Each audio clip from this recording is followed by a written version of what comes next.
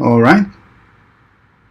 All right, now it seems a bit better. I hope everyone can see the screen properly. Does it look all right and everybody can hear me? Just say a word, or if you have anything, just comment on Twitch chat. If it fails for any reason, it would be I can fix anything instantly, or else we are just ready to start. And if it's your first time tuning into these webcasts, the idea here is to really help developers be successful with AWS by doing things by hand and coding everything and using the products in a way that makes more sense for developers. And we're going to start from the very scratch today. We're going to cover a very important topic called the AWS WellArchitected Framework. So if you haven't seen the AWS WellArchitected before, here's the main page for the WellArchitected. And WellArchitected is a program to help developers build, as the name implies, well-architected apps. And what exactly does it mean? It is basically around 5 pillars. Thus, we are going to talk about security, reliability, performance efficient, cost optimization, and operational excellence. For each of those areas, AWS WellArchitected will provide design principles and questions to evaluate if your architecture is ready for the cloud, if it is scalable, if it is reliable, and so on and so forth. So let's take a look at the actual documents. Here we can see the white paper.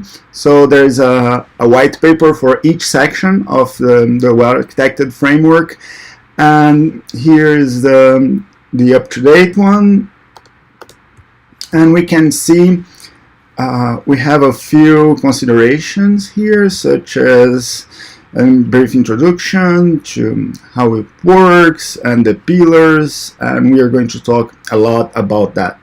But I'd like to start talking about the general design principles of well-architected and making sure that everybody understands that. So the first thing would be stopping guessing your capacity needs, and this is pretty important for the cloud because, as you know, you pay for what you use on the cloud, and if you use less than you actually need, it's probably not a good experience for your users. If you use more, you're wasting money. So we're going to try in well-architected apps to adjust the demand and the resources to match each other. We're going to test systems at production scale, so not really doing small tests, but really focusing on getting load into systems and simulating production conditions as best as we can. Then we're going to automate everything. We're going to write a lot of scripts and code to enforce rules, not only on the application side, but on the development process and things like that. And this is pretty important to allow for evolutionary architectures, because we're going to start from the very basics, literally from file new. I'm going to create a new AWS account, a new GitHub repo, and we're going to really start this from scratch, a brand new web app. So we're going to do web app, we're going to do IoT. I'm going to talk with you guys to find out what's the scenario that you guys want to build. But whatever we build, it's going to start from zero, literally, because I want this to be very friendly to beginners, and so everybody understand what's going on, because we're going to pretty deep on this. This series is going to last many episodes, and we're going to dive deeper and deeper into each of those topics. Then we're going to be very data-driven. We're going to collect information and metrics and logs and make sure that our decisions are sound, explainable, and everything is based on data and not on guesses. And we are going to improve through some game days, some simulations. For example, simulating failovers, simulating like perhaps disaster recovery and things like this may be important. So those are the general design principles that are going to apply for everything we do. And then in specific sections, we're going to have more design principles. For example, in the security pillar, that's where we're going to start. We should apply security on all layers, enable traceability, and so on and so forth. So this is the first part of the well-architected framework, this design principles. And after that, so everybody has a good idea, it have some definitions about what is each part, but the most important thing, the thing that's going to take most of our time, is the questions. So for each section of well-architected, we're going to feature a set of questions, and those will ask things about your application, about your software development process, and even about your company. So for example, how are you protecting access and use of the root account credentials, or defining authorization rules, or how you're limiting automated access to AWS resources and things like that. And this is for security, and it goes on and on for each of those areas, and we are going to cover question by question and make sure that our application and process and what we define is completely compliant with all of that. All right? Does it make sense for you guys? If anybody have any question at all, please feel free to chat on the Twitch chat. I will gladly answer everything you guys may want, and your input is truly appreciated. We are going to build the application that you guys want, so I hope we can start with that. But even before starting the app, we're going to need an AWS account. So that's the first thing that I thought it would be interesting to do with you guys, because I don't know if you have an AWS account yet or not, if you've been through this process or not. And I don't think we featured AWS account creation on the channel so far. So about serverless. So David, about serverless, we're going to use serverless as much as we can. So if what we are building fits on the restrictions of AWS Lambda and serverless, we're going serverless first. But for some scenarios, for example, for batch processing, it may be the case that we need to stay out of Lambda or use other solutions, and we're going to go as serverless as we can. So we're going to do probably serverless first, containers second, and EC2 instances if we must, because, well, it ends up there anyway. And the specific service for each problem will be defined by the requirement. So when we see a question, for example, in the performance efficiency thing, this idea of serverless is going to be very, very important. Yeah. So if you have RDS Aurora as a server, that's fine, and we can totally work on our hybrid architectures. But for some scenarios, even serverless databases such as DynamoDB may make sense. And Schultze says, let me just check with some. Yeah, we're going to start from really file new. Thanks. And creating a free account here so that everybody starts with this. And I'm a new user, so I'm going to create an account called Ferman J WellArchitected at Amazon.com. And I don't want to save my password. My name is Julio Farman. This is my email address. If you guys need anything and would like to get in touch, this would reach me perfectly. And let's say that my password, I'm not saying that loud this time.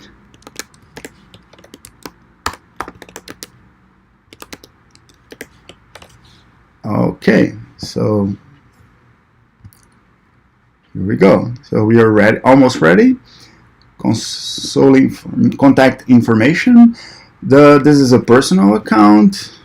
My name is Julio Machado Farman. I'm sorry you guys have to see me fill this form, but we're going to do some pretty important security checks right after account creation that I would like to do in a very brand new account. So I don't mind using my address. Please send beer.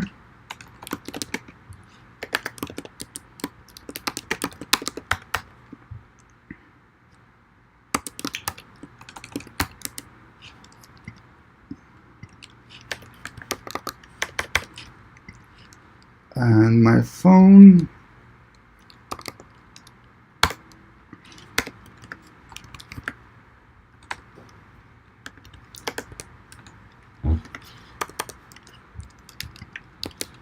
CJFPT. Sounds right.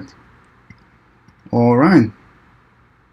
So this part I'm going to hide for just a second. I hope you guys don't mind me taking this off streams just for the credit card details. Just a second. And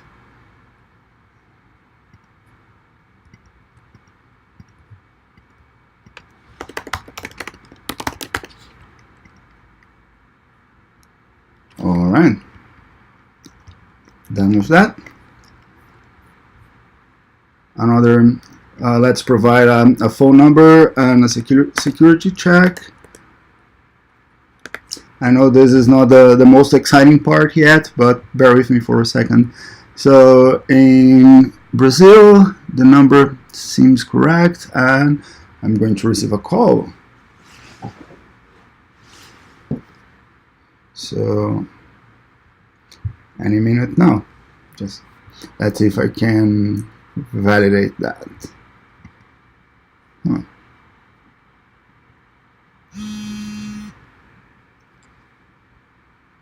So let's put it for everyone. Hello, this is an automated call from Amazon Web Services. Using the touchpad of your phone, please.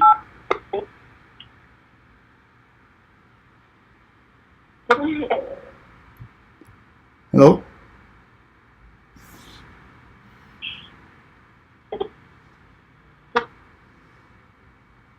Well,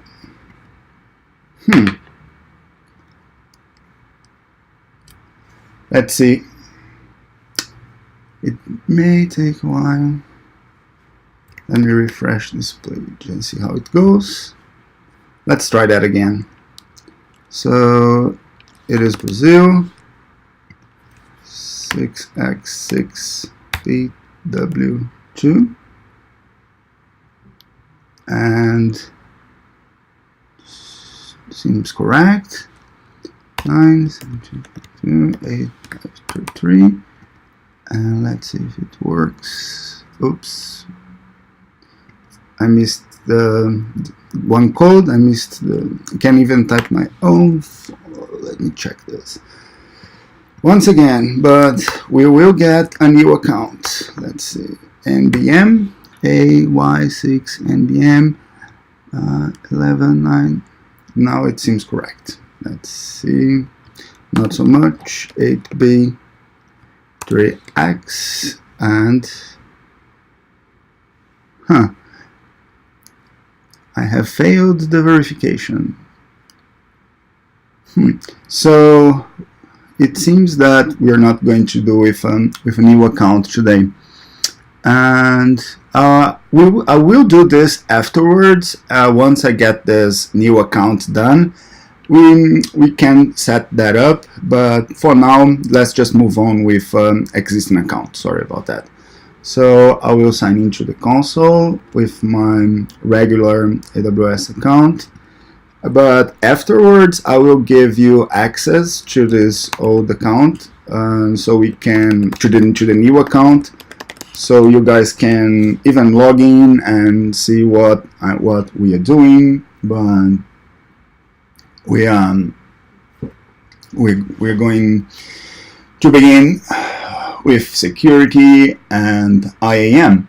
So yeah, nice to see you guys around. If I see that we have quite a bunch of people watching. If you have any questions anytime at all, or if there is any direction that you guys would prefer this to move, just let me know, and I'm here to proceed with your comments and help you guys in any way.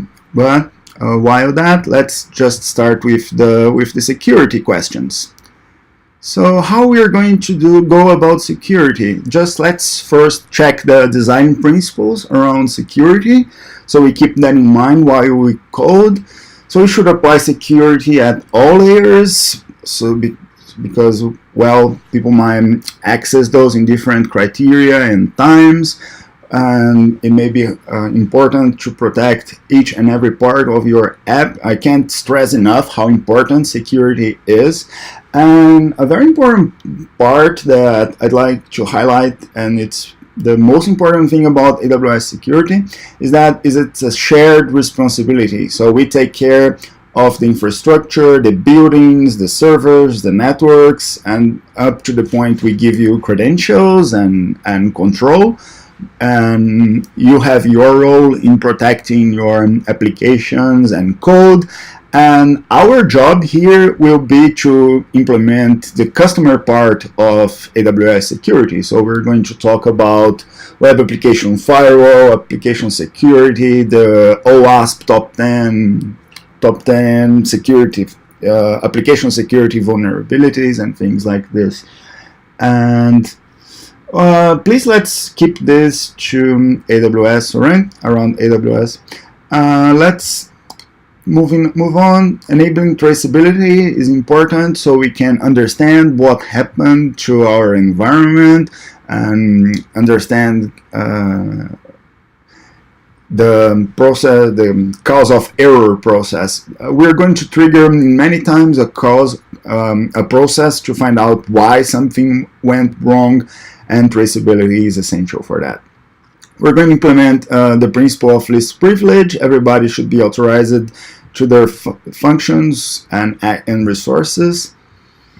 We're going to secure our system and not worry so much about AWS, the AWS part of the things. We're going to really be focused on application development. And even security should be automated, because if we have like this security guard protecting the environments, they tend to throttle the process a lot. So we really want not only continuous delivery of software, but delivering software as fast as we can. And moving on, let's see. How are you? The first question is, how are you protecting access and use of the AWS root account credentials? So you should never use the root account credentials, right? There are very, very few reasons to use AWS root account credentials. If like right now I'm logged in with a root account to show you guys. Let's see how we can avoid using the root account. So this will be in the IAM. So IAM is the Identity and Access Management Service, and here's where everything around AWS authentication and authorization takes place. So we're going to create a new group so we can add users to those groups. and my group will be called administrators, for example, and I will give admin access to that. And now I have this administrator access policy, and this should grant everybody that is in this group access to everything on AWS. So if we see this policy, this is the language. It's a JSON document stating that this user, whoever is in this group, is allowed any action, like any API call on any resource. So this guy can really do anything within AWS, anybody that's in this group. So now let's create a user for that. So I'm going to create a user called Twitch admin, for example, and I'm going to allow this person to use the console with a custom password. So let me give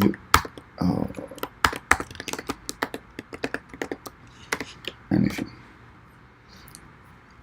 This guy doesn't need reset. Next permissions, I will add him to the group we just created.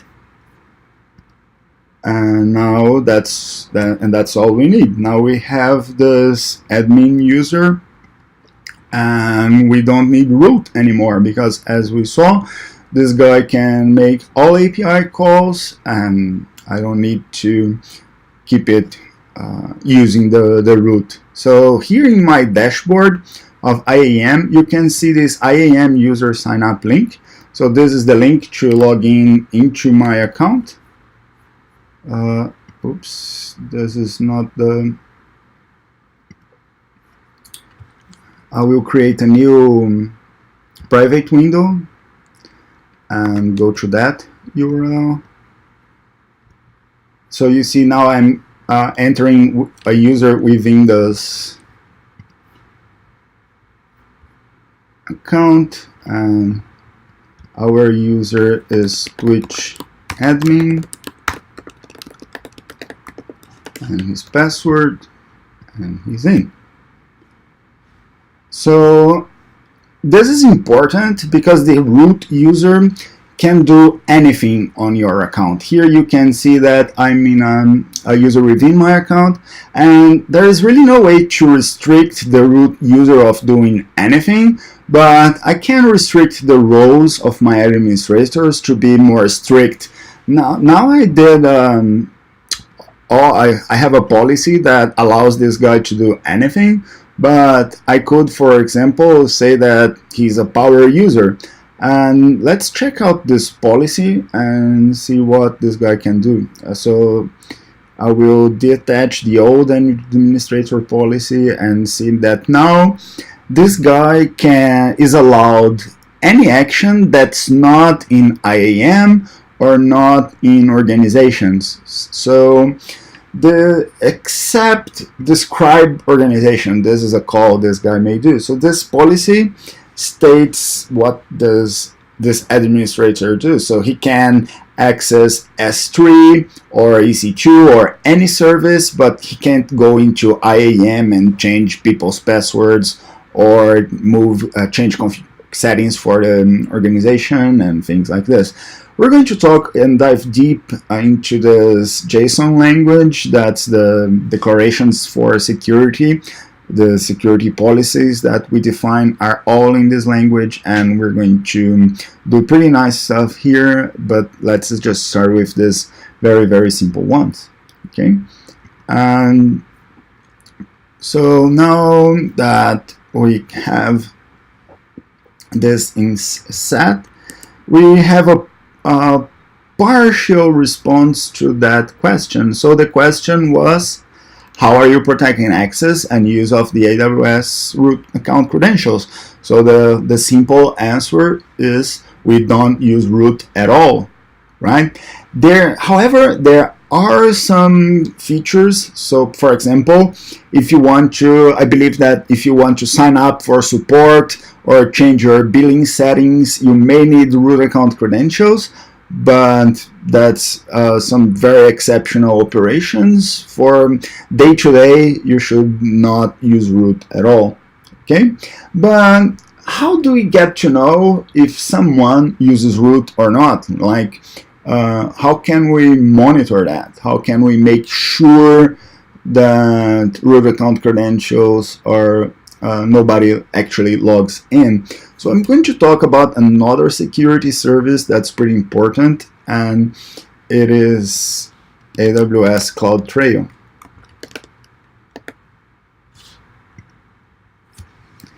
So CloudTrail is a service that logs like everything that I do.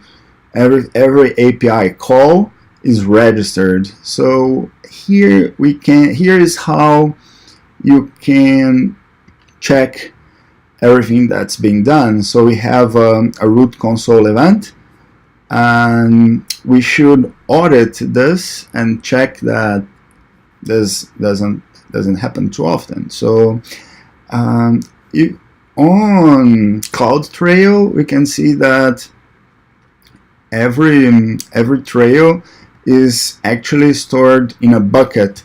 So I have a misconfiguration here. I will add, I'll change this bucket and create a new bucket to store our trails, and US is one dot trail, for example. Any name is fine. I'm just making sure it is unique, and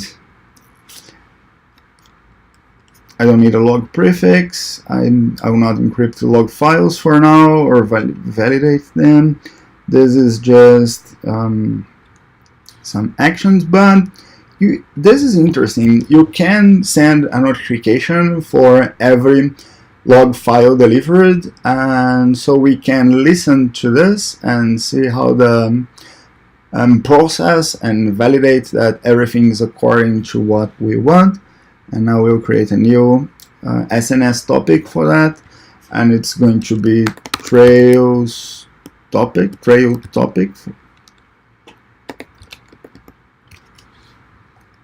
and save that,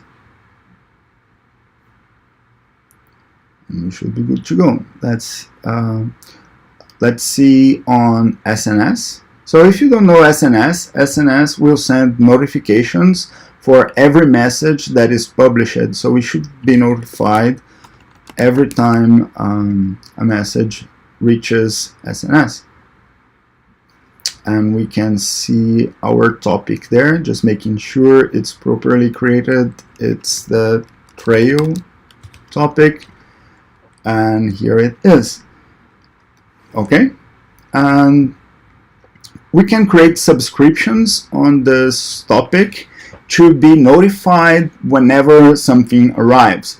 So when the message with the new topic arrives, it can call an HTTP endpoint, it can send an email, or ship to a queue in SQS, or trigger an app with a push notification, or invoke a function in AWS Lambda, or trigger SMS. So we want to know if someone logs in as root, right? So for example, if I see a root login and it's very important that you understand why someone logged in as root, because if it was anything operational should be done with the other user, as we mentioned, and it's important to review why this happens. So we're going to trigger a function, and we need to add a function on AWS Lambda that we're going to process and verify if our trail is correct.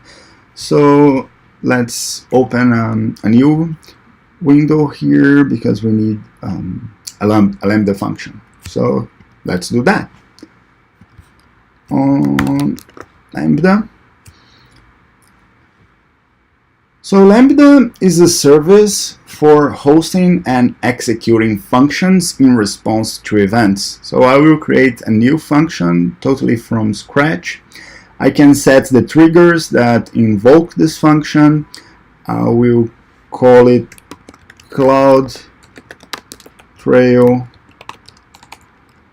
root, for example. Oh, let's give it a better name. No root, please. Or check. Let's do JavaScript. I believe that. So about seeing the video later, everything is archived on Twitch. On the Twitch page, you can see the recent videos, and on the AWS YouTube channel as well. So for a runtime, this is a bit. What would you guys prefer? Do you have a preference for C#, Java, or Node, or Python? Right? I don't know. I believe that JavaScript is spoken by most developers these days, so let's move on with the JavaScript and let's see how that goes. So here's our JavaScript function that is going to be called when we have an event. And our function is given the event, the context, and the callback. The event is what triggered your function. The context is the environment, the execution environment, and the callback, so you can say to Lambda when your function is complete. So you need to call back from the function. And here, let's do a very simple console.log the event and log the context. We should probably JSON.stringify that so we can see everything as a string in the logs instead of seeing the objects. And this looks good. And with this, we can see what's being passed by CloudTrail, and let's take a look at that. So here the environment variables. If you need, for example, signing keys, database URLs, anything that you want to pass as env. So about good old Java, we can certainly do that. It's a bit more harder to build because we have the build process. It's not just code here and done. You need to package a jar file and things like that. But we are going to do some Java, and I truly appreciate that there are some Java guys. I have a Java background myself. I know it much better than JavaScript, and I would be very happy to code even in other languages we make for it. Okay. Well, yeah, I don't know. It kind of depends on the purpose. For a lot of things, Java is fantastic. For a lot of things, JavaScript may be better. This time, let's go with JavaScript, and then next Lambda function we can do on Java, and talk about how to package and build it and things like this. So a few important details about your Lambda function configuration. The first is the role. So when you have to assign a role to your function, and this is the same idea of the role that the permission we gave to the admin user. But instead of authorizing a user, I'm now authorizing a function. So I will create a role. I will say this is my, let's create a role just for this function, for example.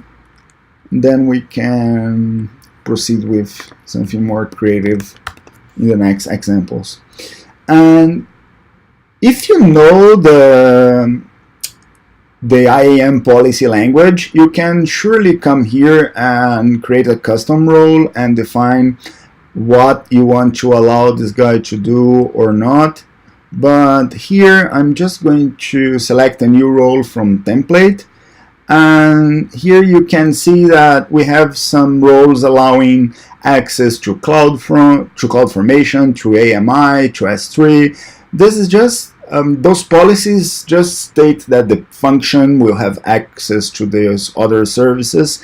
If you don't know, just pick simple microservices permission. This will allow your function to execute, to ship logs, to CloudWatch logs, ship metrics, and the very basics microservices thing. So yeah. And in the advanced settings, this is the most important part at all, the memory and the timeout. So the memory you give to your function can be from 128 megs to 1.5 GB, and this is your a part of your pricing criteria. So I will give 128 megs, and how about let's start with 30 seconds as an example. And the reason this is important is how Lambda is built. So in AWS, Amazon.com, Lambda Pricing. Let's see how Lambda is priced, because this is the key to a lot we are going to do in this series. Lambda is priced at 0.00001667 per gigabyte second. So this means that if I provision 1 gigabyte and the function executes for 1 second, this is what we pay. If you provision double the memory, you spend the double. If you take half the time, it charges you half of this, rounded to 100 milliseconds. And as you can see, if I had a machine running to respond to events, I would pay EC2 instance hours, which are going to be much higher cost, and it's pretty much a waste, right? You can just execute, respond to event, and terminate, and don't spend money on EC2 instances that are sitting idle. So that's why we are using Lambda to process logs. But there are certainly other alternatives. You could ship to Elasticsearch, to S3. There are lots of options for this. So let's go with the default settings and move on. My function is now created. Right? Oh, so yeah, and one thing, CPU in Lambda is proportional to memory. So see that memory is the only actual configuration, and the monitoring here, we don't have any invocation yet. We can invoke this function by hand, and let's pick a test event. Let's see if there is a trail event. No, we don't have that yet. But you can pick sample events that AWS sends. For example, if I was interested in S3 puts, this would be an example event. And just let's run our function to see if it's executing correctly. And it did execute. In the details, it shows you the result sent from the callback. And in our log output, we can see the event. And in the monitoring, we'll soon see that we have one invocation of our function. And even afterwards, in CloudWatch, you can see the logs. So here, I have a log group, and that very same log record. So here, with everything that came from the event. Okay, sounds all right to you guys? Anybody have any question at this point? Can we proceed? All seems okay. Well, if there is anything you guys want to ask anytime, just fire in Twitch chat. It would be my pleasure to talk about anything here. Okay. Oh, so when I created the event on SNS, I created it directly from CloudTrail. So you can either go to the SNS console and create a new topic on the SNS console, or create it directly on the when you create the trail. So that's how we did it. And in the so now everything is set, and we should have some events as soon as we stimulate this function. So I'm going to move to that other window on private browsing. Let's say I will sign out and sign in.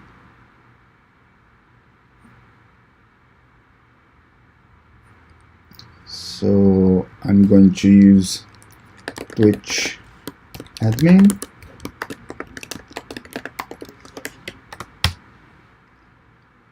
And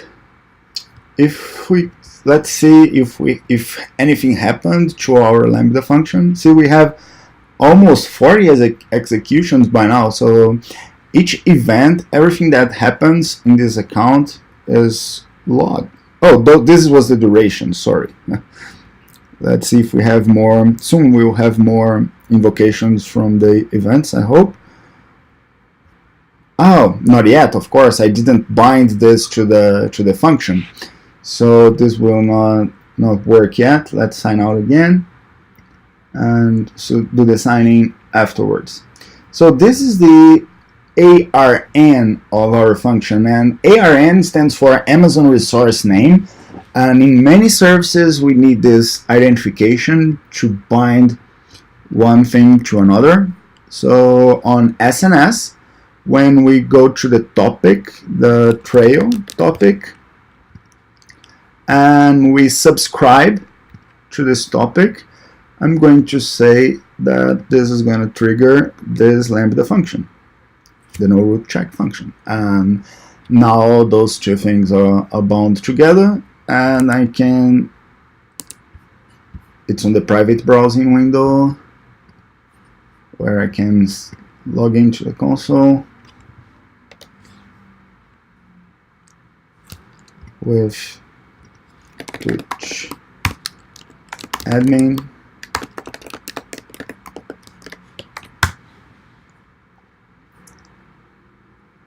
And what should have happened now is when I log in, CloudTrail registers that, ships the notification to SNS that triggers the Lambda function. So let's see if the function was triggered at all. Pick the function. Let's see here in monitoring, and we have 3 invocations. Yay! In logs, let's see what's going on.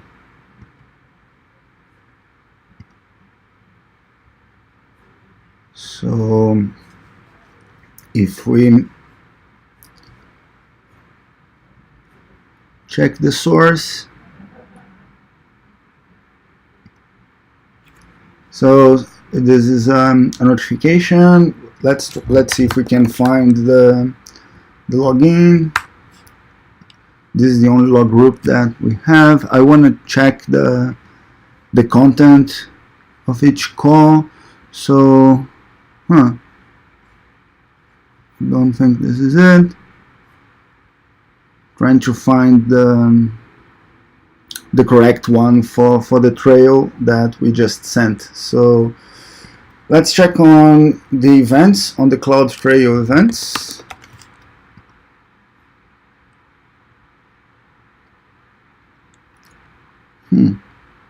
So it did create bucket, the update.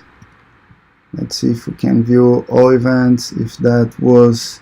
So we have a console logging at 1:24:47, 1:24, something around here probably. Let's see if we have if we can find that call. This is a bit hard.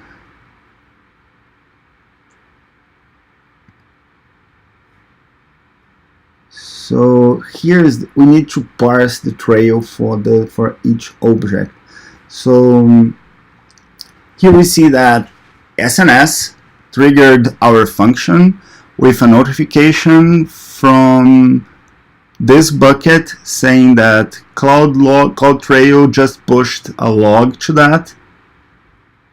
So here is the information we want, right? The CloudTrail logs. So we can parse those files and see if there is an event there that has the file has the root login. If you uncompress those files, get those keys, what you find inside is exactly this event in JSON format. So this is the event that this cloud function would trigger. So I will not code this right now because it will involve some. It's more unzipping and zipping and fetching from S3, and we can go about that, but it will be a bit tedious. So what I'm planning to do is taking all these parts that are a bit tedious, such as fetching object, unzip, zip, so you don't have me to see me go through it all, and then show you guys how it's implemented. So a bit, just this. What I'm trying to do here is show you the interesting stuff live and just take the boring stuff offline and show you guys afterwards. And I don't know if this is what I would prefer if I was watching, and I hope that matches your interests, but we can do any part of this live. So in our function, I will just add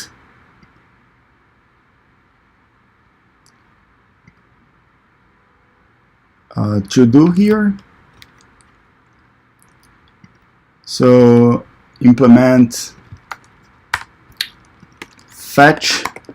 What do we need to do? Fetch file from bucket.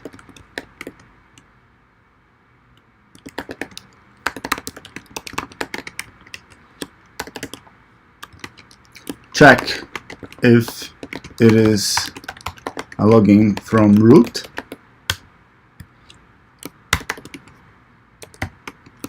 Take action. So the action could be another Lambda function or anything at all.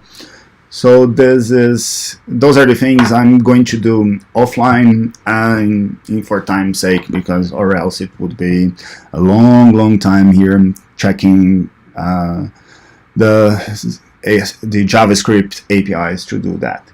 Okay.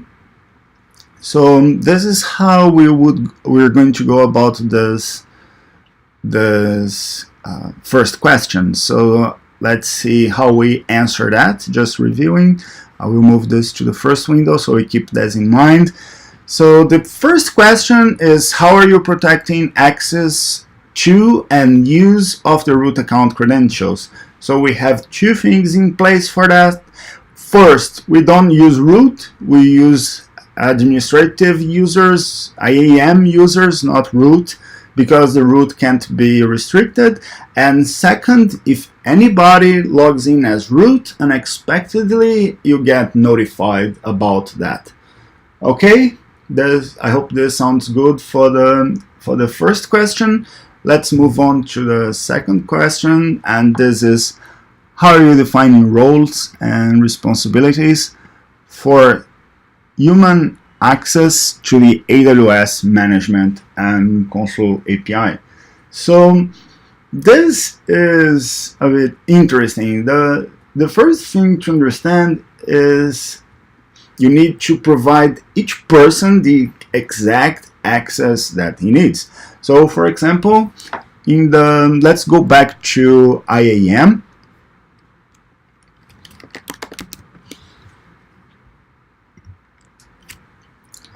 And inside the IAM, I will create a new user. So besides my Twitch admin, I will add a Twitch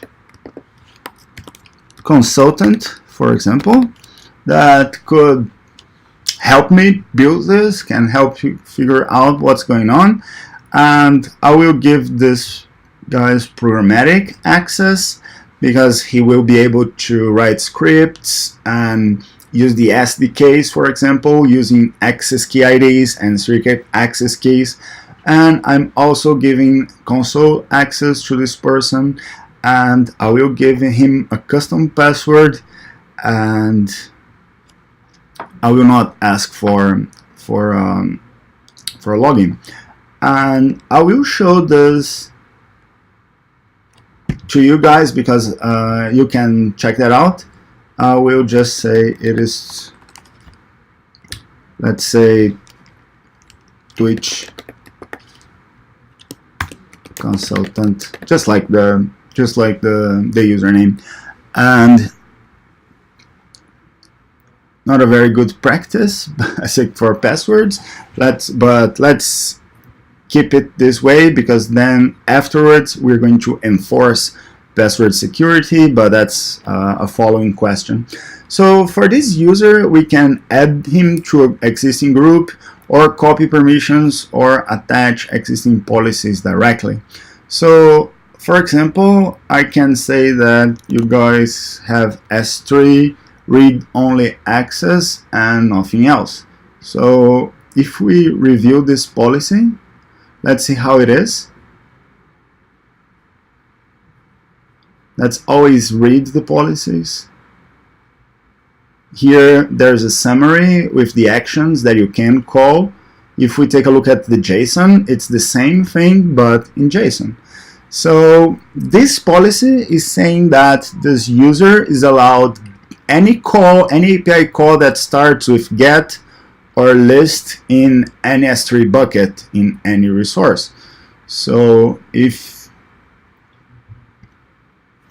when we create this user, it's going to create the user credentials, and you guys can check this out. You guys can go to the credential, to the console, and check this out, or even using the SDKs. So let's do this from the console first. Let's try a new console window and log in with this guy. So going back to the, let's take this to a text file, just so it's not lost. So we'll need these credentials later. And now it's done. We can go to our IAM login.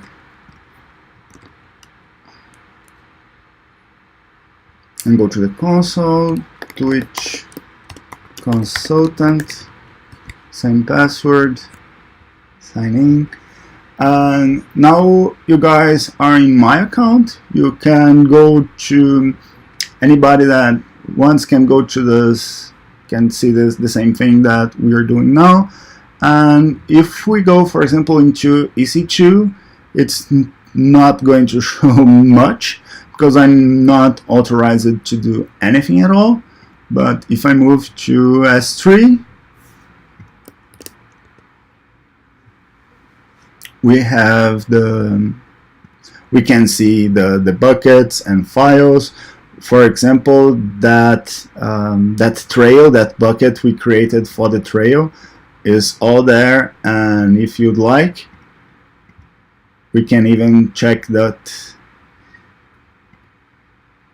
those files that our Lambda function is going to have to handle, and here they are.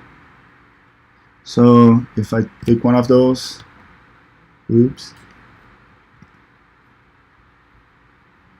open,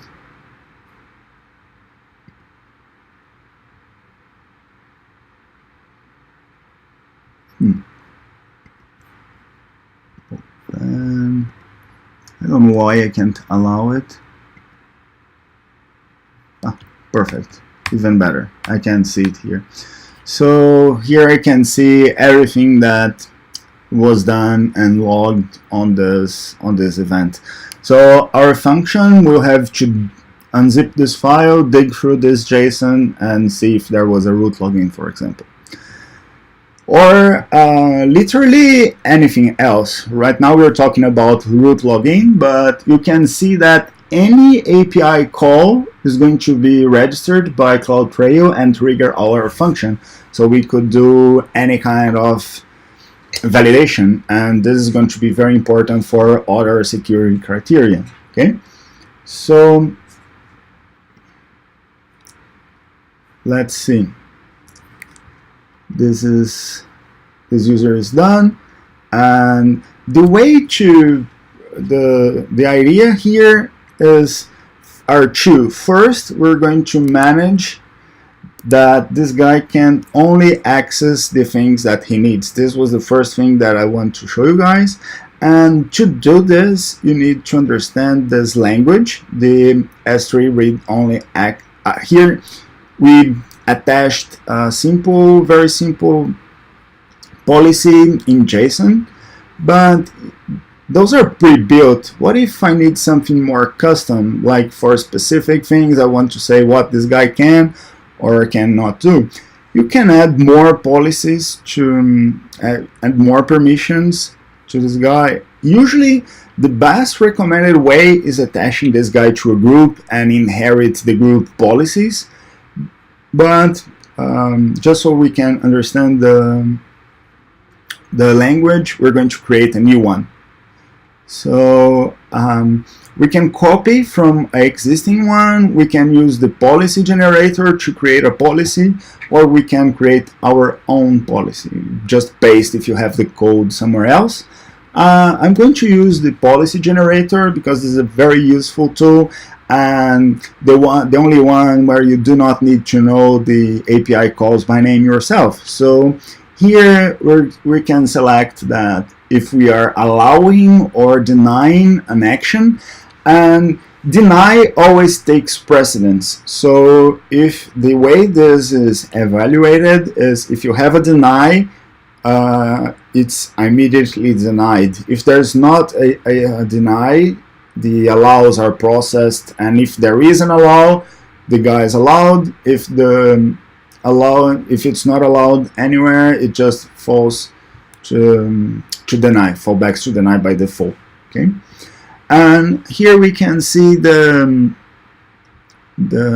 other API calls. So for example, I may need EC2. For example, let's say that this consultant needs access to EC2, and what do we want him to do?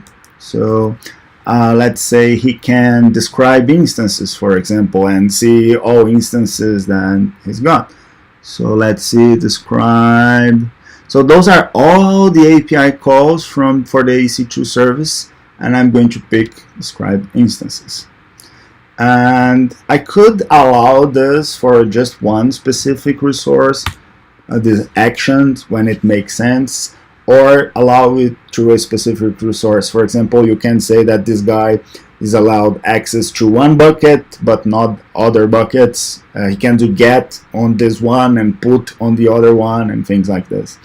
And another thing is conditions. So with conditions, you can add additional criteria on what properties this requirement must present. So a few that are useful: current time. So we can say that this consultant can only perform this action from 9 to 5, for example. Or the source IP must be from the office, or the user ID and username should be the other ones. That's those ones. Or the instance should be a specific instance. Or, for example, there should be a specific tag. For example, this guy can shut down things in dev and test, but not in prod, so you can manage that using tags. And we're definitely going to do this. I'm just not trying to add complexity like one thing at a time. So let's use this very simple permission by now, and I'm adding this statement. So you can go and add statements as you want and authorize this guy for just what he needs to do or go.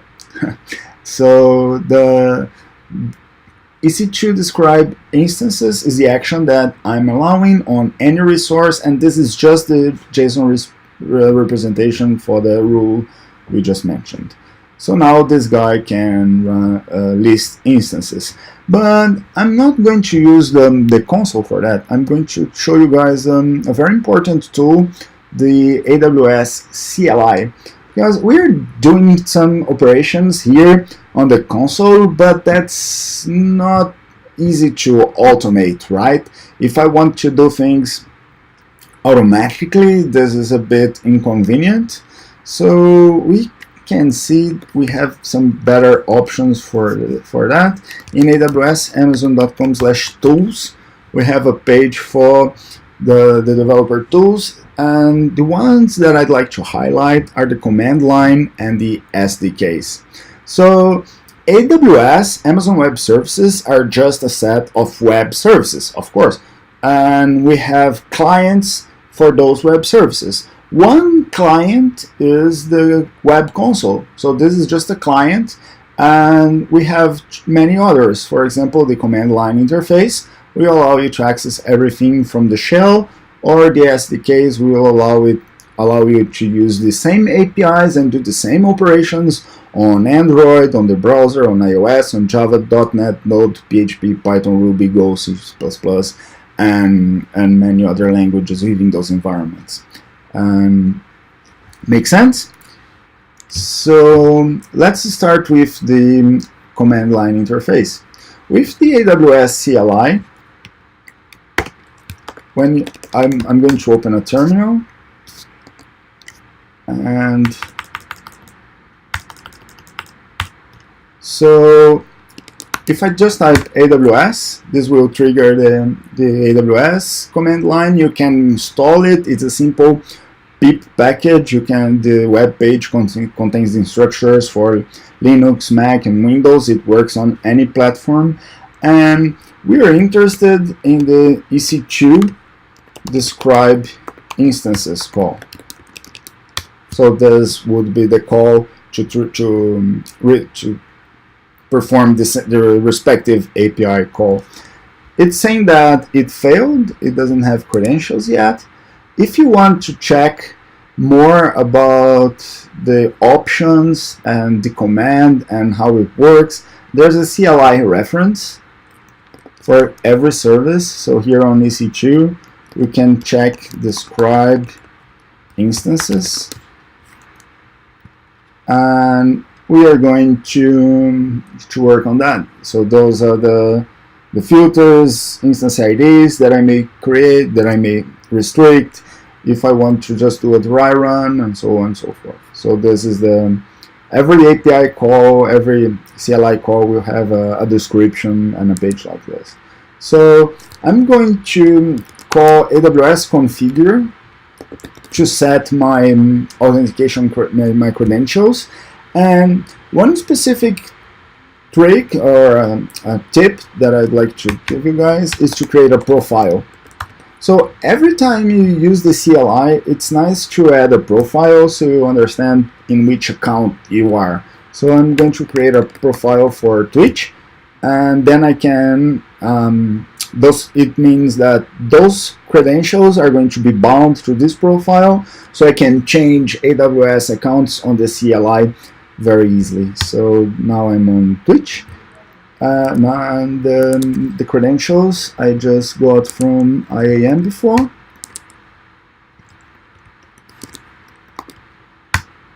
And here we go.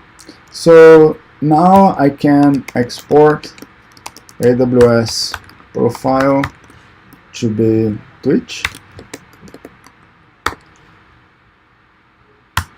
and that describe instances call can succeed. I'm not authorized to do this.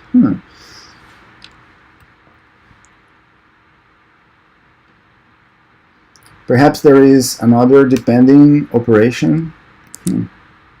Let me review this. So AWS EC2 describe regions, for example. I'm not authorized, so I'm not authorized to do a lot of stuff.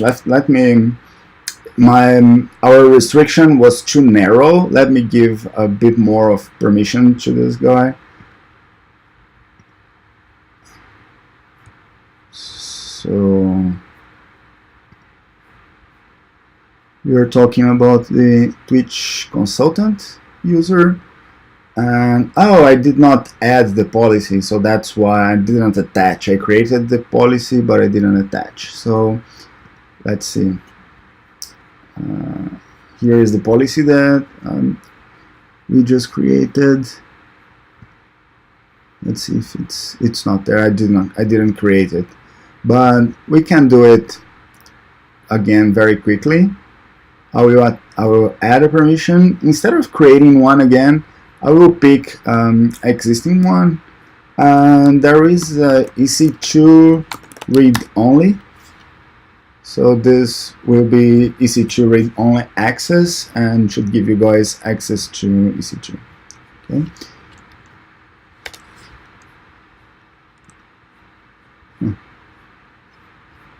So this is the policy, and I'll select it and review and add permission. And now that CLI call should succeed. So describe region. I can describe regions very soon, I hope. So those are the regions that I have access, and describe instances. There you go. So those are the instances that I have up. If the default output format is JSON, if you prefer text, you can say output equals text, and have the same thing in line by line. Okay. All right. Thanks, RGIM Online. We got it. So this is how we set permissions for individual users and use the CLI to access the AWS resources. So let's see if we got our question. If we solved our, let's just close some windows here.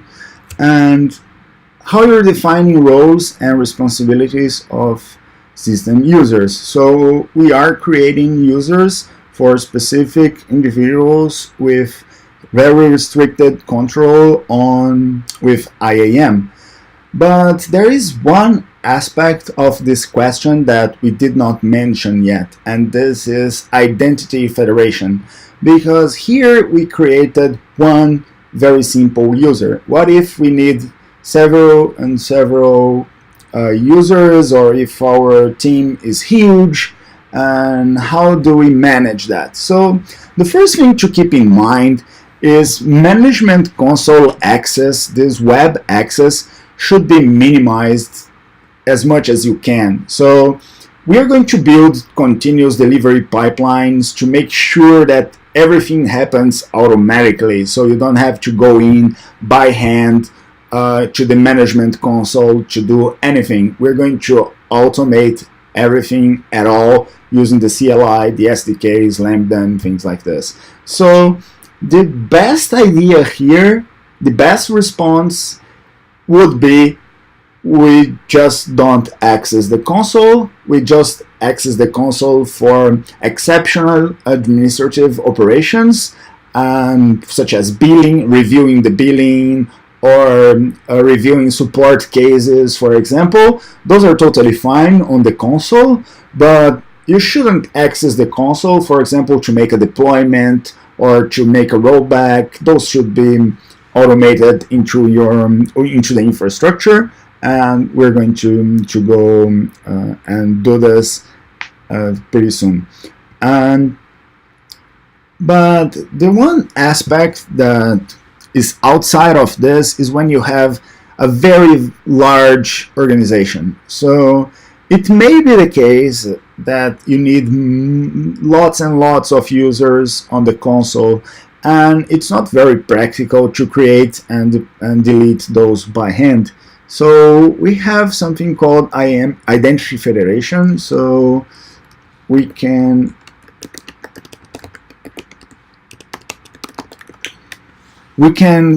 get identities from other providers. So if you have Active Directory, for example, you can use SAML 2.0 based federation and integrate with your AD, for example, your Windows infrastructure. And this is pretty important because there is a report that says that around 60% of intrusions are internal, are from the disgruntled employees and things like this.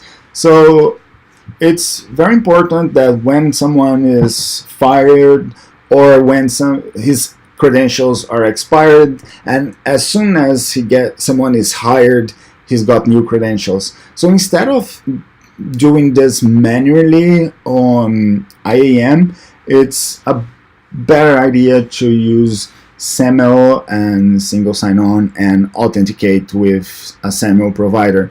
You could use, if you have a Windows infrastructure or things like this, you could use that, and that's pretty common. If you would like some third-party service, an online service, not a product, you could check, for example, I like the guys from OutZero.com. Their product is great and is one of our partners that I would like to highlight today. So if we check them, you can, if you had all your users and employees on OutZero or on AD, those products speak SAML, and you can federate access and grant them credentials from federation. Okay, so those are the two important things about this second questions. We're going to first grant users their simplest, the least privilege access, the least privilege policy they need to perform their functions, and if necessary, bind the authentication to corporate identity provider. Okay, so this also hits how are we limiting access to AWS resources, applications, script, third-party tools, and services. Those are all going to be limited by IAM function. So let's move on to the detective controls and see how we can capture and analyze logs. So when we talk about logs, we need to talk about CloudWatch logs, and we started doing that. So let's see if we can do some example. And back to the console, we're going to check out CloudWatch. And again, there are many answers to log processing and many partners in that space as well. You could ship your logs using Elasticsearch, Logstash, Kibana, for example, or Splunk, or Sumo Logic, or Loggly, or any partner that handles logs. But if you like simple and serverless logs, you can use CloudWatch logs. And one specific thing that's important in log shipping, especially when using third-party solutions, is consider data transfer. So in AWS data transfer costs, let's see if I can show you the pricing on transfer out, on demand pricing, and data transfer. So by default, the idea is that everything that's from the internet into Amazon Usually doesn't cost anything, and from the Amazon to the internet, when it's outwards, it costs from 9 cents per gigabyte, okay, after the first gigabyte. So when you're shipping logs outside of Amazon, this can build up your bill. So another good idea of using CloudWatch is that logs don't leave AWS, so you don't have the outbound data transfer charges.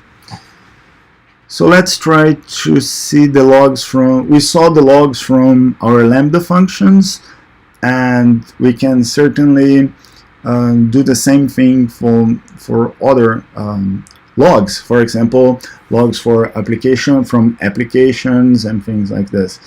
CloudWatch logs is a very, very important solution. So let's talk about the two types of logs that CloudWatch logs will receive. One are the services that write to CloudWatch logs directly.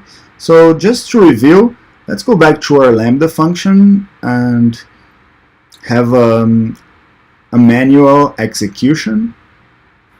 So I will test with this and get the logs. And if we check the latest logs, this is on CloudWatch logs. And the cool part about CloudWatch logs, other than storing your logs and making sure you don't lose information and things like this, is you can bind those logs to Lambda functions as well. So for example, I can pick this log stream and or through the log groups and trigger Lambda functions from that. So for example, let's say that I will create another verification saying that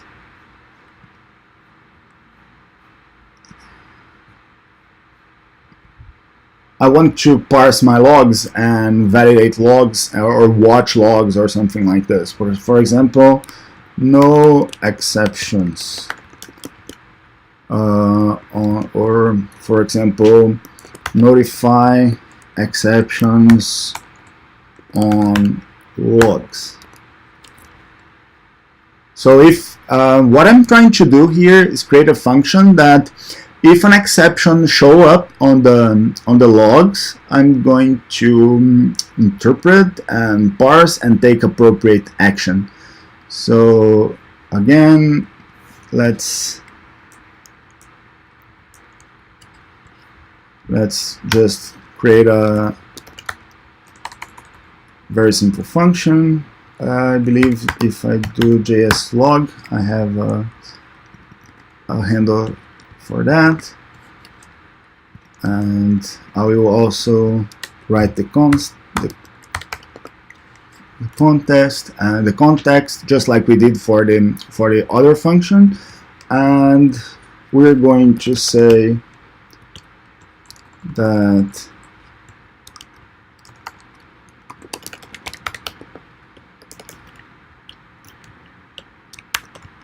when a exception happens, I should tell someone.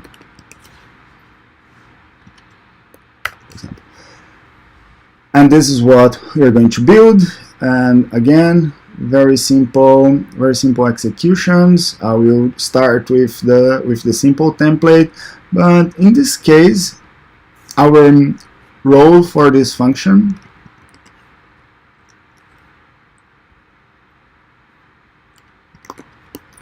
we'll need access to CloudWatch logs. So let's go one step by step. So I'll just add to the simple microservices permission, create the function, and here we go. But right now, as we saw, this function is not bound to anything. It's just there, hosted on Lambda, and waiting for execution.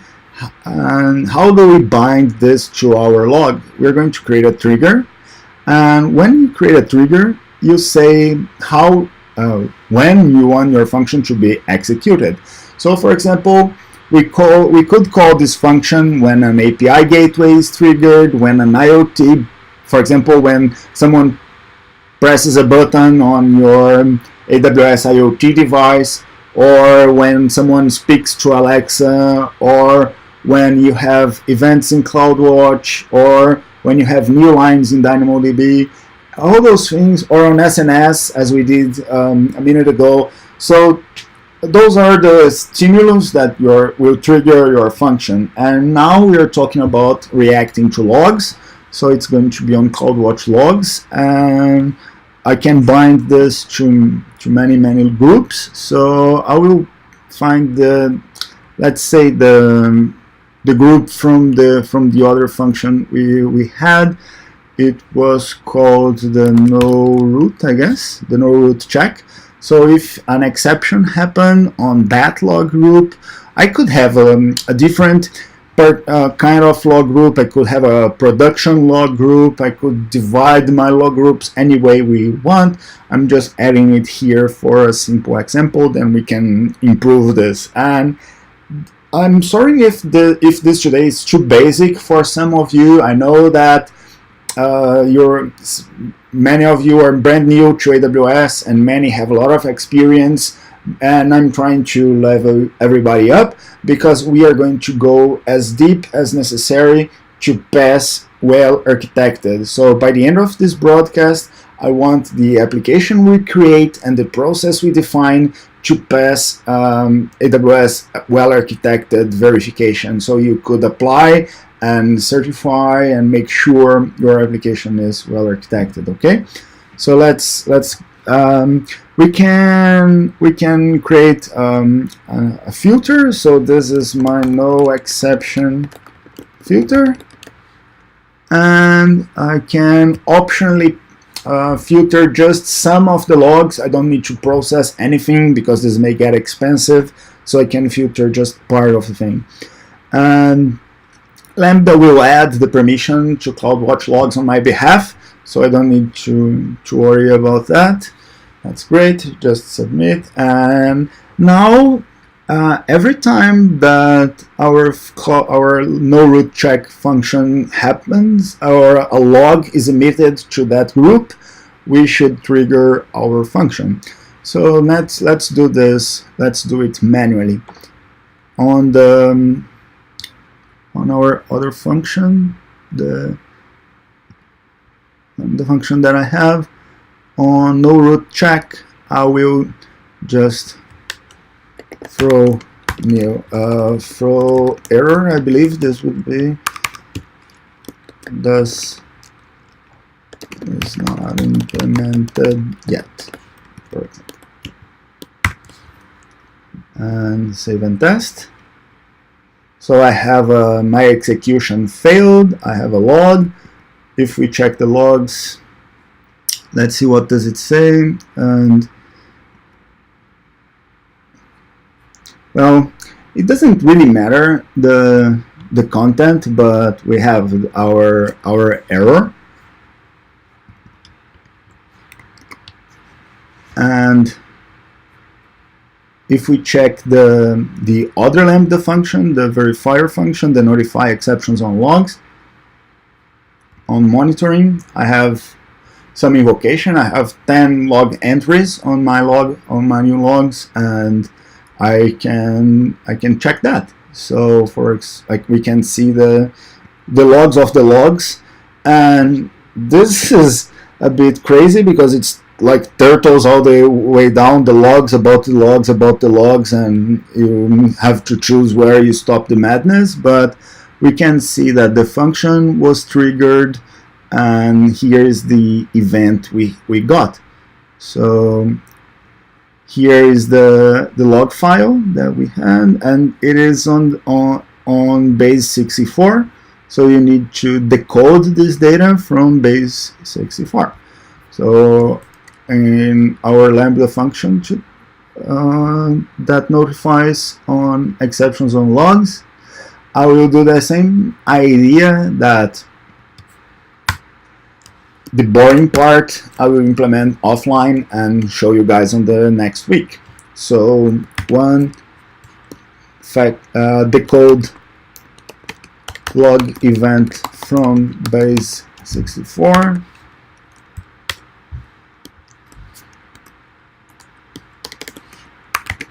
Check if it contains an exception, and notify someone.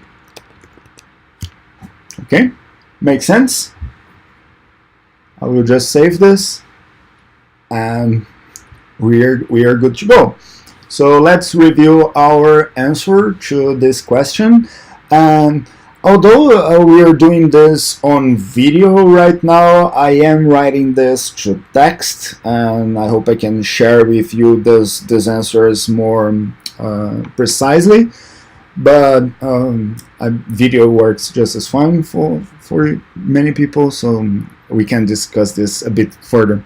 If there is any format or anything that you guys would like to suggest to the show, such as in the format or on the speed, on the background, on the visuals, like, we are truly doing this to help you guys be successful. Just tell us what you guys would like to see on the show and how you think it should go, and we would be happy to understand and accommodate your feedback. Okay, so just to answer this very clearly, how are you capturing and analyzing logs?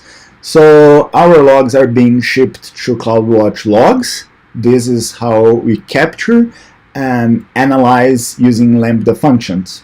Okay, and the thing to understand is Lambda functions can do anything. We could, for example, trigger machine learning to see if we had examples of good logs and bad logs. We could train a model and see, notify when a bad log happens or things like this. But let's keep it as simple as possible for now.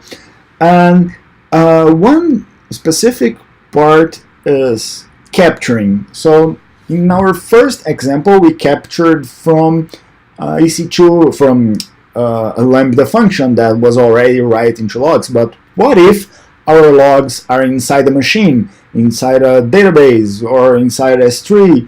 How can we analyze logs that are not from Lambda functions but from anything else, right? So there is, for EC2 instances, CloudWatch logs agent.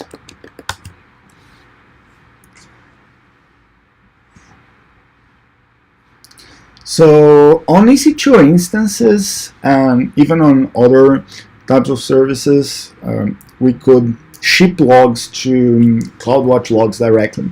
So when you install the service for AWS logs, it will read from the configuration what directories you want to monitor, and it will ship the logs directly to CloudWatch logs.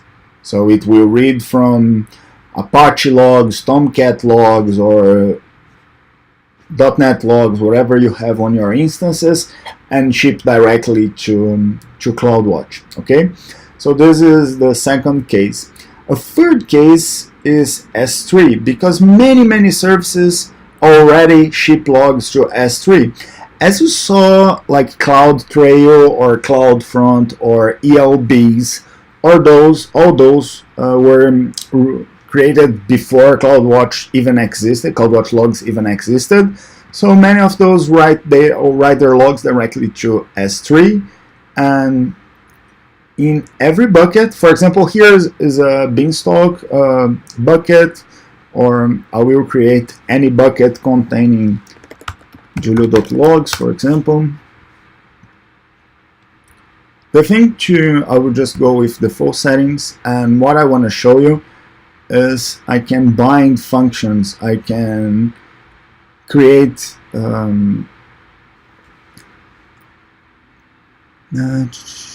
let me just see where that is.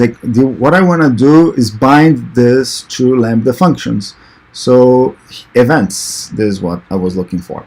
I can add a notification here and say that every time object is deleted or every time an object is put on S3, I will say every time it is put because it's like when the log is put. So reship logs. Let's call this reship logs. And we could say that everything that's in logs, within logs, for example, and it has a .log suffix, will be sent to an SNS topic, to an SQL or trigger Lambda function. So let's do another Lambda function. What our next Lambda function is going to do is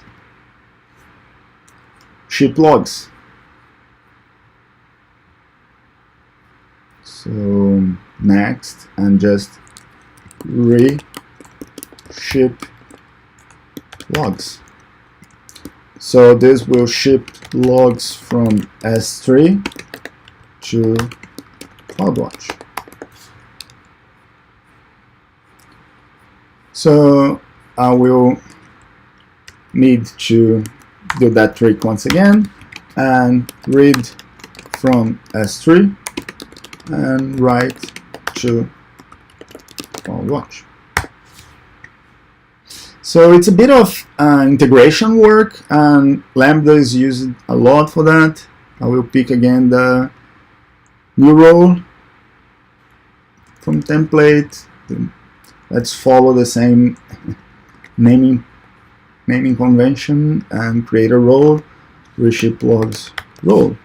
And again, I'll start with the simple microservices permission and add permission as we need.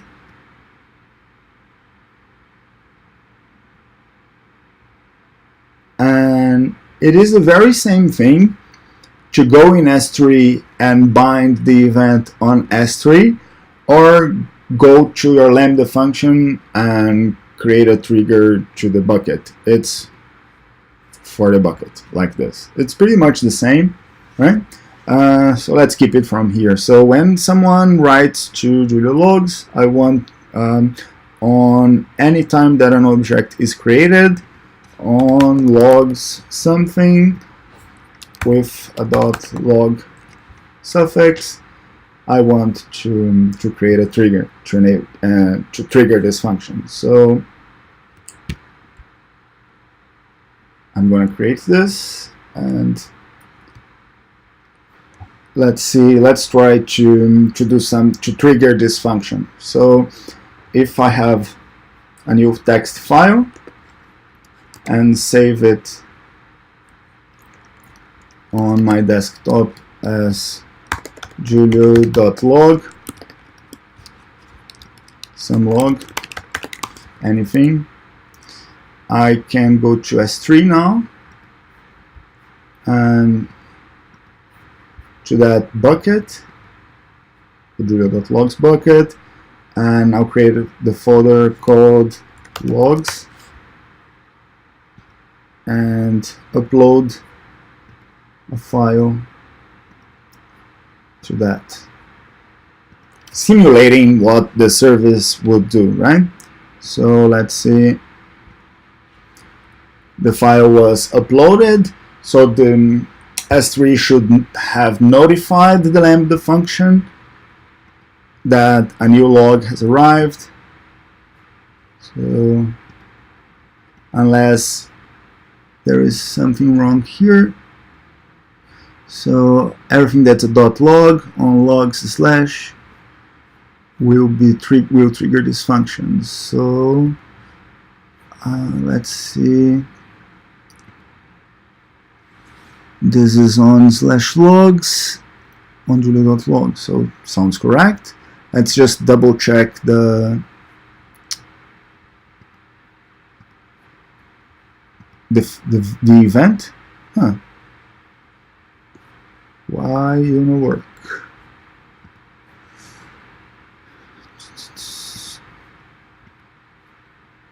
It did. So it invoked the function, and although it's all this, sometimes it lags a bit. You have to wait a bit before the log's shipped because there is buffering, asynchronous writes to disk, and a lot of things that can delay log shipping, but it ends up there. So my function was invoked, and if we see the logs, we have the execution of our function there. Pretty much very, very, very simple. So what would be the answer to how are you capturing and analyzing logs?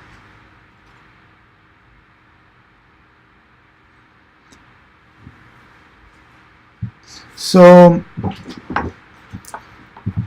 capturing, three types of capturing. We can capture from CloudWatch logs already. For example, CloudWatch Lambda functions already write to CloudWatch logs. We can use S3 events to capture logs that are written directly to S3, and CloudWatch agent to fetch logs from instance. Okay, so those are the three types of logs that you can capture or that usually capture. And for analyzing, we are using Lambda functions here, and Lambda functions are right if your compute is simple. Okay, if you would like, you could trigger machine learning, trigger anything, and we are going to dive down to those requirements as you guys say. So if you need, when time comes, we're going to have more logs and deeper logs, and we can surely improve on that. Okay, so we are on question 4, about one hour and a half. Let's check. Anybody have any questions so far? Anything that we can check on security? And I hope that you understand the theme here, that we are automating security. All those things could be done by hand, but everything that we want to check with security, we are going to code, and most likely it will be a Lambda function. So we have 3 of those already. So when a trail comes in, we can parse the trail and see if there is not a root login. We can notify exceptions every time something weird appears on the logs. For example, it could be an anomaly or a hack or whatever. And the ship logs, if we can ship logs from when we need to ship logs from S3 or another service directly to CloudWatch logs. Okay, so this is the idea and the things that we built so far, and I'm glad to see you guys helping each other. And Cloud Academy is a great resource for getting started. I would also suggest a Cloud Guru. Those are 2 very good training partners, and we also do have AWS training, official AWS training. So those would be some important resources to get started. Okay, and if anytime you have any question, I am JM Fairman, or on Twitter I'm posting the link. It's just like my username on Twitter, or on Amazon I am also just without the M. So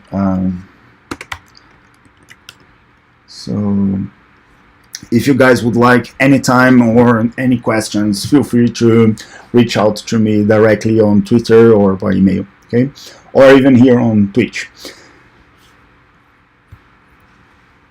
So let's move on to the next question. So this is how we capture and analyze logs. So this the security part is so far a bit more infrastructure than applications, but I promise you guys we are going to develop an application here.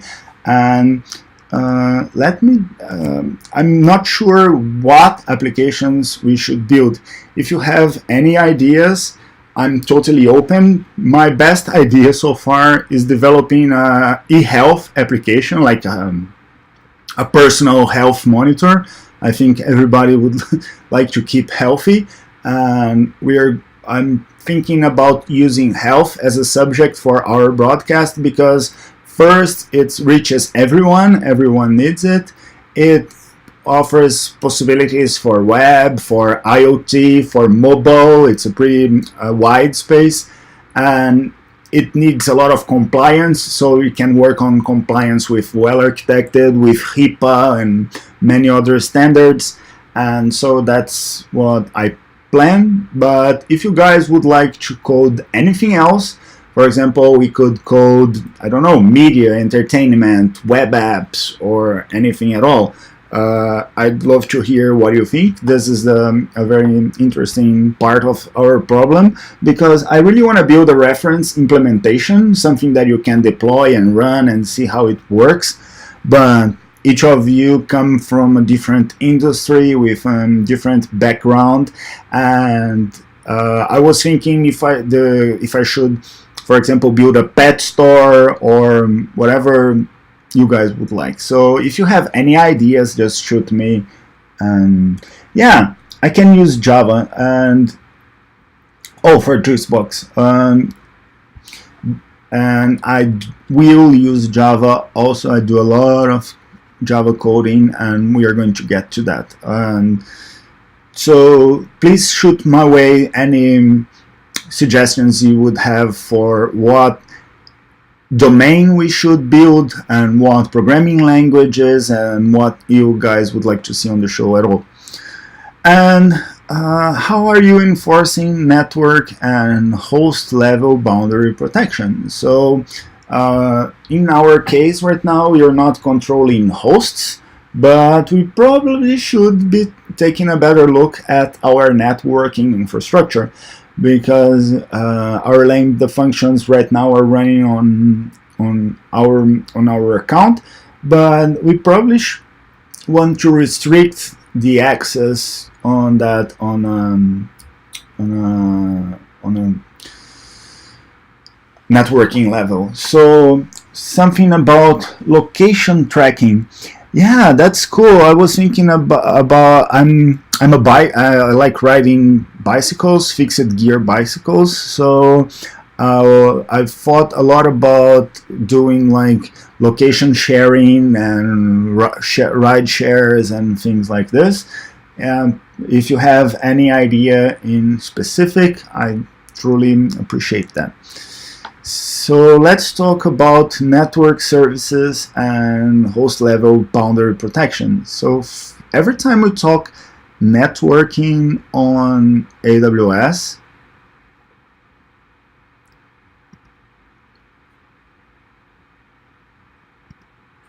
we are talking about a service called the VPC. So here on the VPC wizard, we can start in defining our network infrastructure, and that of course is important when we talk about security. Okay, so one way we could do this is starting the VPC wizard. I'm going to do it just so you see the wizard, but we're going to create this by hand probably, or by CloudFormation, or by scripts. We could do this in many ways.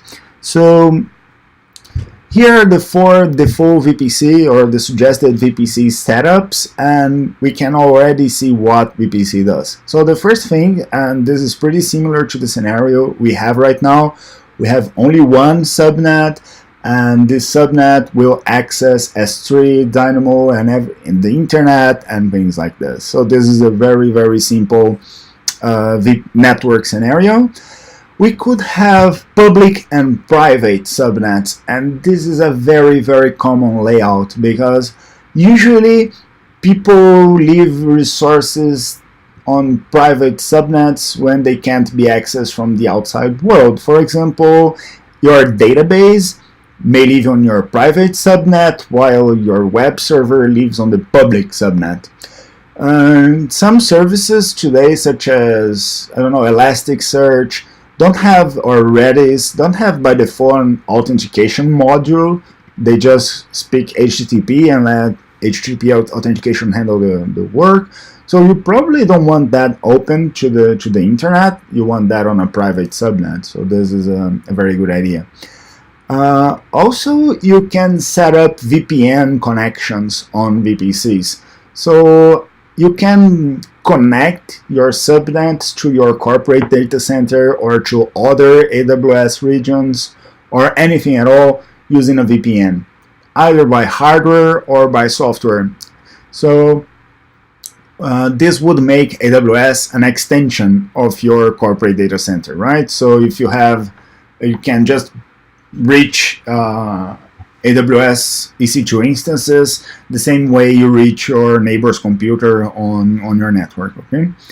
And another important design is the totally private scenario. So this would not be connected to you don't need to be public at all.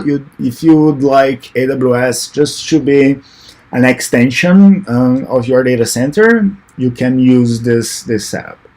So let's proceed with public and private subnets. I will select it here, and we can use 10.0.0 for our whole network, for our whole cloud, and say that this is the Twitch VPC, and this is 0.0.0.24 for the public subnet, and the private will be 1. In the AZ, I will add those to the same AZ, for example, S East 1A, the same availability zone, and this will be called public subnet, this will be called private subnet, of course. If you would like network address translation, you could add that and allocate that. And I don't have an Elastic IP allocation ID, so I will create one in a new window. If you don't understand NAT gateway or what it does, the idea is that for your private instances, for the instances that are in your private subnet to access the internet, they can't do it with these invalid IP addresses, so they need network address translation, or NAT, to receive a public IP through the public subnet, go to the web, for example, fetch updates or whatever, and receive the responses. So this is how the private subnet access the internet. So all I need for that, I can use either a NAT instance, which is not a very good idea because it throttles, it's not managed, you have to think about availability and things like this. So we created this thing called NAT gateways in VPC. I can provision a NAT gateway. So I'll create one of those. This is I will add that later. Let's not do this now because I need to give the subnet to allocate. Let's just do this later. And service endpoints allows us to reach specific services from within our VPC. So if I would like, if I didn't have internet connection and I still want to use S3 or DynamoDB, I can reach those services internally through internal routing from inside my VPC, even without having access to the web. So this is not much our case. Let's not use service endpoints for now. And enable DNS host names. And for hardware tenancy, we're going to use default. That's the shared compute model. The idea here is that you can say that some instances are dedicated. So when you set hardware tenancy to dedicated, by default, the instances that run within those VPCs will only run your instances. You can guarantee, you have a guarantee from AWS that you won't share hardware with anyone else. With default, you are willing to share hardware and use the default shared model. Okay. The allocation I did. Specify the details. I don't have Oh, perhaps I can just create an elastic IP. Let's see if this would work. And allocate a new address, and I have this ID for my new IP allocation. So this IP address now is mine, and I'm going to bind it here, and I think that's what's necessary for a net.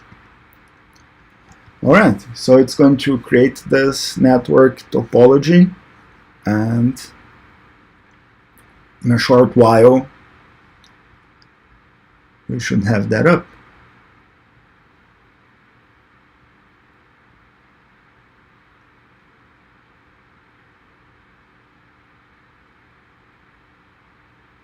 This may take a few minutes, as it says, but it is creating the network, the VPC, the routing tables, and so on and so forth.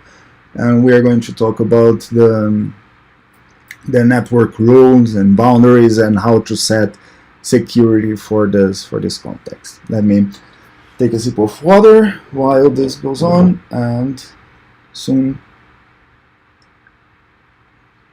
we'll be able to see everything on the console. Okay. But while it creates, let's see on an existing VPC, so we don't lose a lot of time. The existing VPC, let me pick anyone so I can show you the mechanisms for setting those boundaries. So here on the first layer of security, the first part of this answer about network boundary protection is routing. So for example, in this VPC, in any VPC, let's pick the default VPC here, you can see that I have several subnets on this VPC here. Let's see the subnets. And each of those subnets will have a route table. So here I can see that every host that is within this address space is local routing, and everything else will be routed to my internet gateway. So these IGWs are those internet gateways that allow your instance to exit from the internet. So that's the primary difference between private and public subnets. If it's public, it's going to be attached, it's going to have a route to the internet. If it doesn't have a route to the internet or public IP addresses, it will be completely private, and that can be very helpful. So first thing, routing. Second thing, network ACLs. Within network ACLs, we can restrict traffic between subnets. So here, everything is allowed, but I can edit this rule to restrict traffic and change, add rules, or change what I want to. Let's open the ACL in specific in the ACL console, or pick this ACL in specific, and here I can edit the rules. So I'm accepting all traffic and everything else is denied. So instead of accepting everything, I could say that I will accept, for example, only HTTP or only HTTPS on the web server network, or only database traffic on the database network. So for example, if you allow only database traffic on the database subnet, within that subnet, hosts will be able to talk to each other with other protocols, but once you cross network boundaries, these ACL rules are enforced, and you don't need to do this by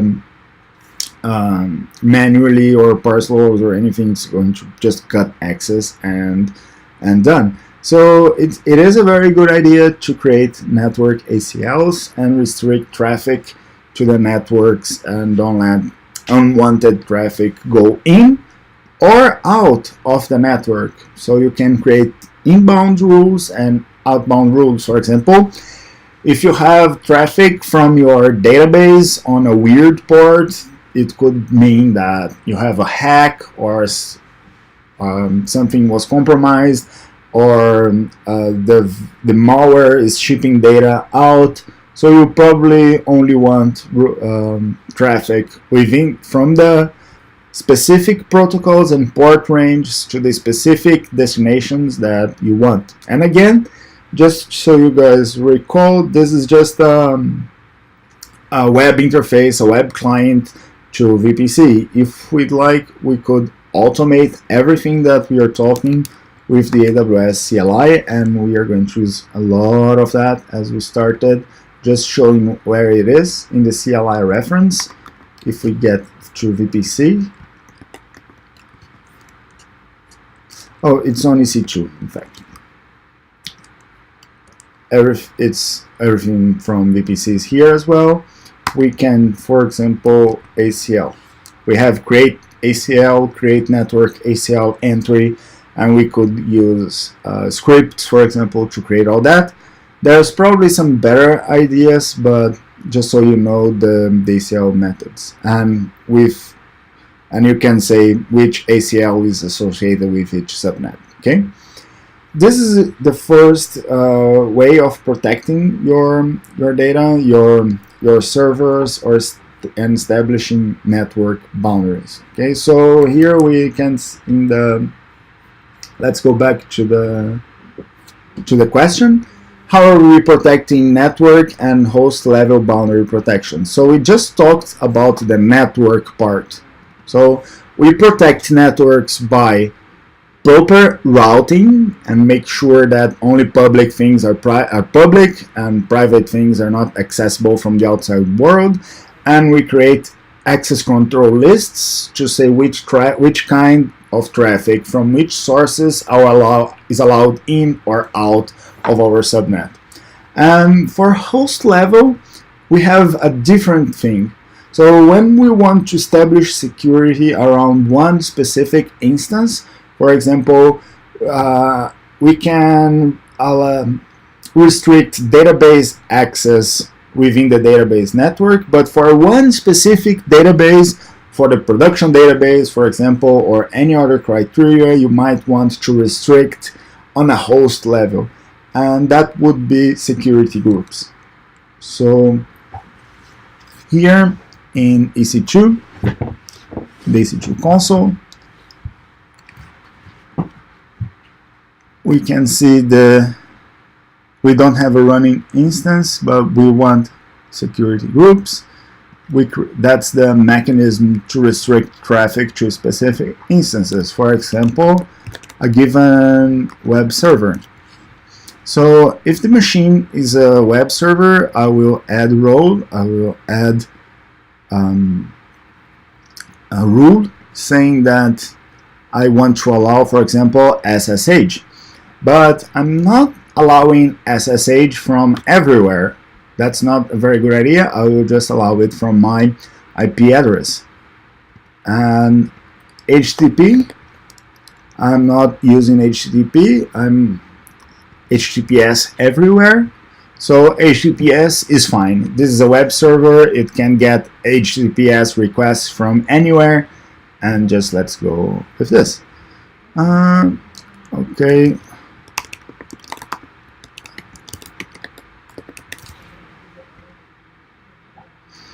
And every instance that I attach to this security group is going to be, of course, under these rules.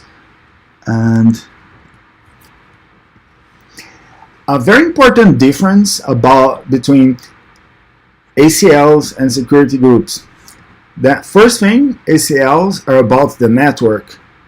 Security groups are about the instance. So for traffic to reach an instance, it will have to pass usually 3 verifications. It has to pass the ACL rules, it has to pass security group rules, and sometimes you even use host-based firewalls, such as IP tables or Windows firewall or something within the instance. So you have 3 layers of protection before traffic reaches your instance. Okay, this is first thing. And another is when you have the ACL, it is stateless, so it doesn't remember packets. If it's allowed, it's allowed, it's denied, it's denied, and the next packet is another story. On security groups, you can see that the rules are a bit different, right? I can just allow traffic out, and the idea is that any traffic that is allowed out is allowed back in, because security groups are stateful. They track connections. So if you do, for example, FTP access from within the instance to the internet to download an update, for example, this would be allowed because the outbound traffic is passed and the connection would go back. And although you don't have an inbound rule for FTP, the connection is stateful, so the outbound rule would still be valid. So this for security groups. So security groups are stateful, and a connection that goes in is allowed, that goes out is allowed back in. In VPC, this is not true. If you want to allow traffic, you have to allow both in the inbound rule and the outbound rule, if that's the case. Sometimes you have only inbound, on outbound, but this is how you restrict traffic on that. So this is how we do network and host level protection. Okay? So how are we leveraging AWS service level security features? And I'm going to leave this open to when we use other services, because each service will have a different security perspective. For example, we did a lot of Lambda, and in EC2 we have security groups. In Lambda we use roles. So in most services we're going to be talking about roles, but some services will have specific security configurations that you may set. I'm going to talk about this when we reach specific services. So for every service that we bring in, for example, DynamoDB or RDS or any service, we are going to add the appropriate security and see how the service handles security and so on and so forth. And how are we protecting the integrity of the operating systems on your EC2 instances? And here we are talking about how do we know if an instance got compromised. For example, if someone changed the ls command, instead of being ls, it's going to be a backdoor, or if our operating system was compromised in any way. Okay, so let me show you guys another AWS service called AWS Inspector.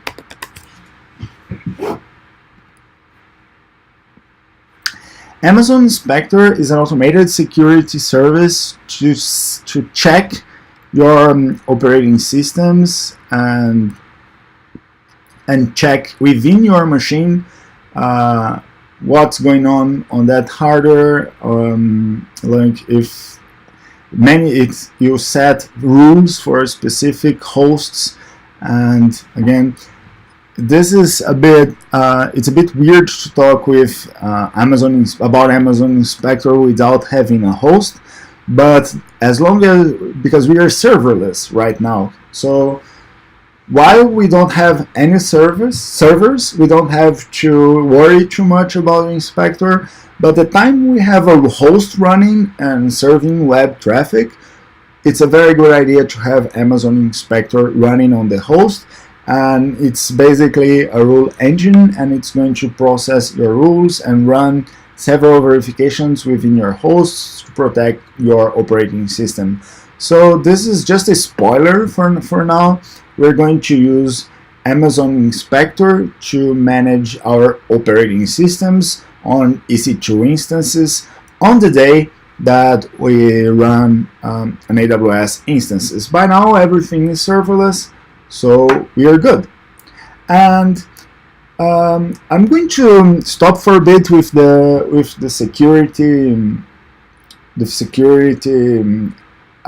security questions, and let's start creating our project. So I would we're about 2 hours into the broadcast by now, and we only talked about security and just the security mechanisms of AWS.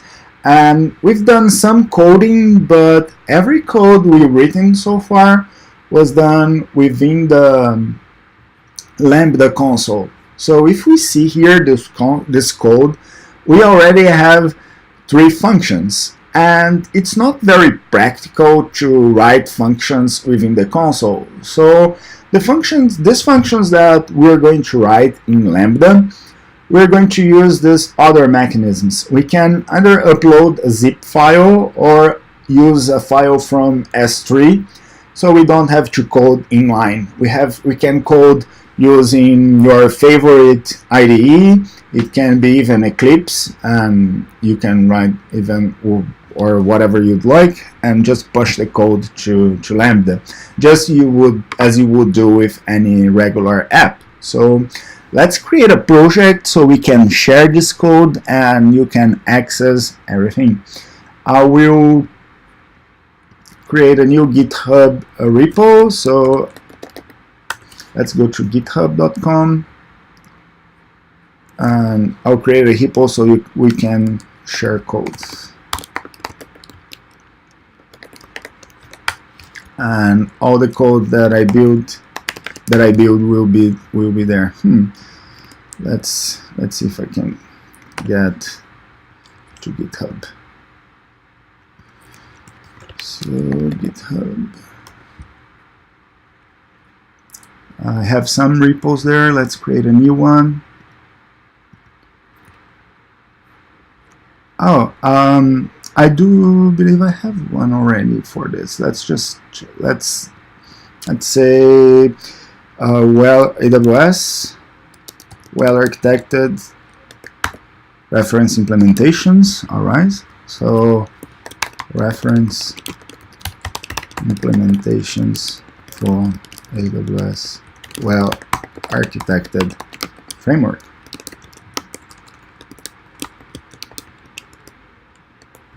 So here's where I'll build our Lambda functions and apps, and everything is going to be public. Let's initialize with README. No git ignore by now. License, well, I don't know what you guys think about licenses. I will pick Apache 2 because that's pretty permissive and allow you guys to extend and use this in proprietary or not products. So do as you please with this code. And we have a repo. So the next step that I am going to do is I will take those 3 Lambda functions while we are offline. I will code them, the items that were pending, and publish to this repo, and that's where we are going to start next week. Okay, so I'm going to show you guys how those functions are bound and implemented using other tools.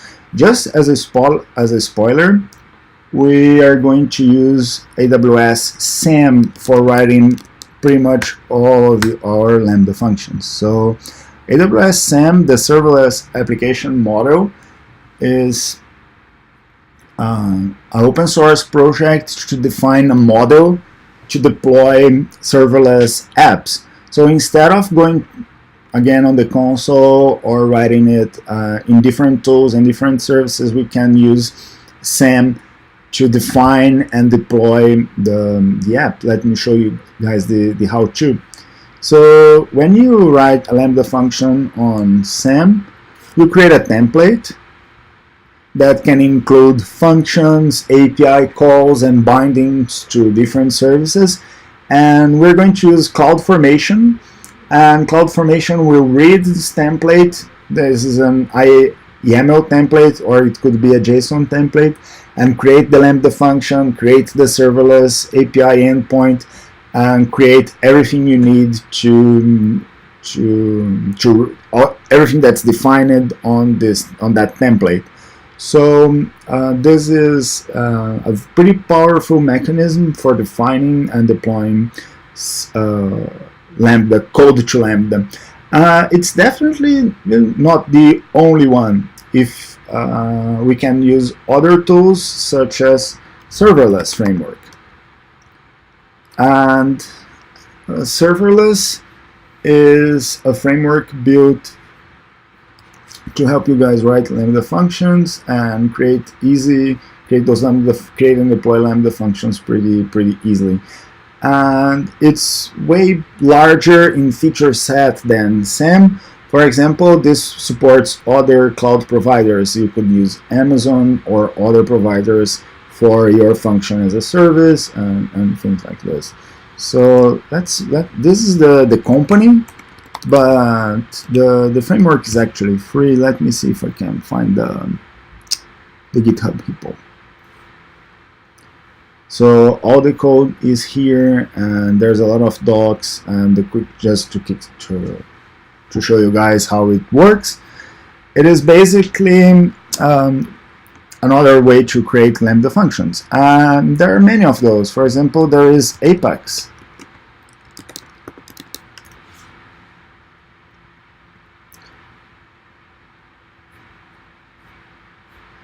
So with each of those serverless frameworks will have a very different feature set. For example, one thing that's interesting about Apex is support for Golang, or support for Rust or Clojure, some things that are not natively supported by Lambda, but you can run this. It's present on the runtime. So Apex does a runtime.exec, fallbacks to the container, and runs the code in other languages, and many other features that you guys might like.